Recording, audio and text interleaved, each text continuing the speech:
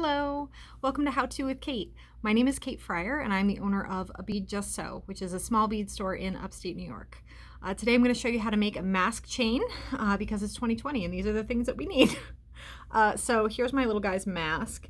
And then it's basically a necklace that has two lobster claws, one on each end. It's a super great beginner project. These chains work for both kids and adults. They're a great way to get your kid involved in making something to make them maybe want to wear their mask a little bit more. But yeah, so they're super simple. And why don't we get started? First, I'll show you everything we're going to need to make this project, and then I'll go over some other things. So first things first, we're going to need a bead mat or something to work on. If you're getting your little kids involved with this, I would recommend a bead board. It has grooves in it that you can actually lay your beads out in, and they can pick them up from there, and it's a little bit easier for their little fingers. I prefer a bead mat to work on just because I'm used to it. Then you'll need a pair of flat nose pliers to squish your crimp. You will need a pair of flush cutters, wire cutters, and then you'll need a mighty crimper tool to put on a crimp cover if you choose to use one, and then a bead stopper. So bead stoppers are these little guys, and they literally keep your beads from falling off the end. So when you walk away from your project or pick it up accidentally, it's not gonna go everywhere on you. So let's go ahead and get started. I'm gonna fold this down, hopefully not lose you. All right, there we are.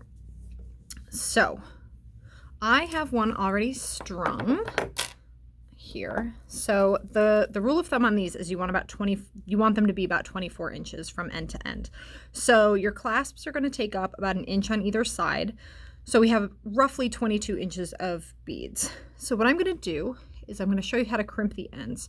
If you have questions or need further guidance, I have another video called How To with Kate, Basic Crimping, I think.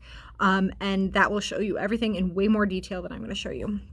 But what we're going to do is take the bead stopper off one end. We're going to feed a crimp on there. And then we're going to put on one end of our clasp. We'll fold the wire over and go back through the crimp. So there's going to be a loop connecting our crimp to our clasp, and then you'll have this little tail end over here. So what we're going to do is take our flat nose pliers and gently grab that crimp and slide it down. And you want to leave some room. You don't want your loop to be super tiny. You also don't want it to be huge. So we'll scooch it down, and when you're happy with the space, you just squeeze straight down. And then when you give it a little tug and it doesn't go anywhere, you know it's secured. If your crimp clicks or you feel it slip while you're squeezing it, take it off, throw it out, and start with a fresh one. Then we'll take our wire cutters. We're going to take the back, the flat side, the flush side.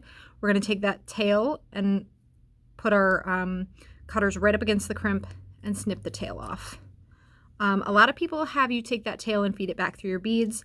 I am not a fan of doing that. I think it serves no purpose other than to eventually wiggle out and poke you in the face, and nobody wants that. So that end is just about done. We're going to put a crimp cover on, and like I said in the beginning, you don't have to use these. I think they make your piece look a little bit more finished. They look like Pac-Man. They're kind of a little C shape, and they're open like Pac-Man. They cover your crimp. They serve no structural purpose. They just make your piece look a little more finished. And sometimes crimps can be a little scratchy. The ones I carry are not, but sometimes they can be. So a crimp cover also can prevent the scratchiness. So what I'm going to do is put that in the tool so that the open end is out, and I'll show you with my hands what I'm going to do. I'm going to take my flattened crimp and my crimp cover, and I'm going to slide the crimp cover in, and I'm going to turn it 90 degrees. Then I'm going to gently close the crimp cover. This way I ensure that the entire crimp is covered. If you put it in and don't turn it, you're very likely to close the crimp cover on the crimp so that part of it is, sticking out over here. So we're going to put it in, we're going to turn it, and then close it. And again, I go over this in much further detail in that basic crimping video, but I'll show you here. So we're going to put the crimp in, and I turn the tool, and then And then I'm going to gently, gently, gently squeeze. Then I'm going to rotate this so that the seam is going to be up against the inside ridge of that tool. And then I'm going to gently squeeze again a couple times, rotate it in there. And then it looks like a nice little gold bead. So I will push the beads all down to that end. Then I'm going to, this is going to sound silly, but I'm going to put the two clasps together so they're connected to each other temporarily. Now I'm going to take my bead stopper off the other end. I'm going to put on a crimp. I'm going to go through the other end of the clasp, fold that over, pull it through, and then I'm going to pull this tail. Now, the reason I have those two clasps together is so that I have proper tension in my beads.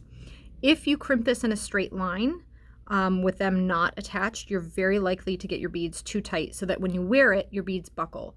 Or if you have a child with long hair, their hair is going to get pulled up into those beads and it's going to be very uncomfortable.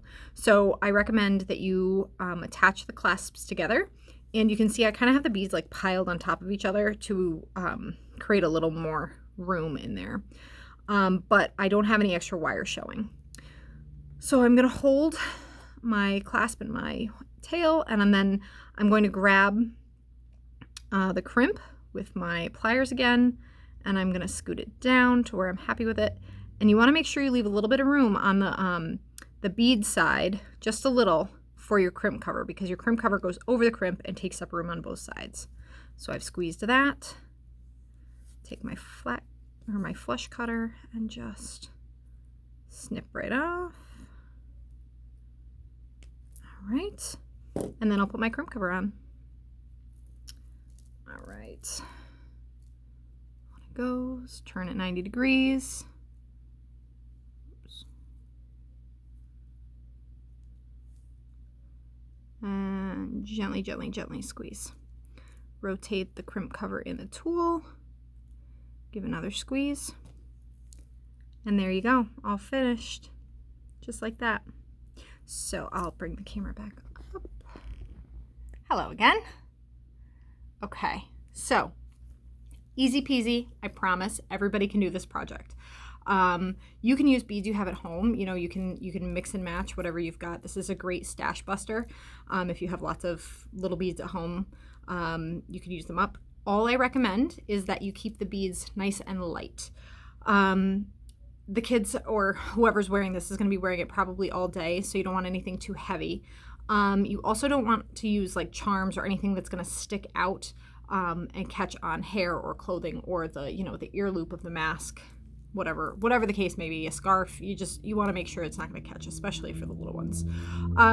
So yeah, super, super easy. Like I said, I'm going to make kits up for this and sell them on my website. The kits will include enough materials to make 2 bead chains, and they will have a size 6, which is the like chartreusey green size or color bead, and then a size 8, which is the little one in between. It will include two special beads, like accent beads, and they're going to be different depending on the kit. And then it will include letters to put your name on it. I'm just picturing all these kids in schools, like at lunchtime, and they take their mask off, and then they don't remember which one was theirs. And it's going to be the great swapping of masks at lunch. So let's customize and make sure we don't have that happen. So each one will have, the kits will include 4 letters per chain. However, I'm going to have a drop down. In the drop down menu, I'll have a way to add more letters. So if your kid has however many letters in their name and you need them, not a problem, we can add them. I am also happy to customize these. So if you have a kid who loves Spider-Man, I can make one in Spider-Man colors. If you have a kid who loves a football team, I can do that as well. So please don't hesitate to ask for a customized mask kit. I'm happy to do that. But I hope this is helpful. I hope you guys make these and they work out for you and your kids. And in these crazy uncertain times, be safe, be well, and of course, happy beading. Thanks, guys.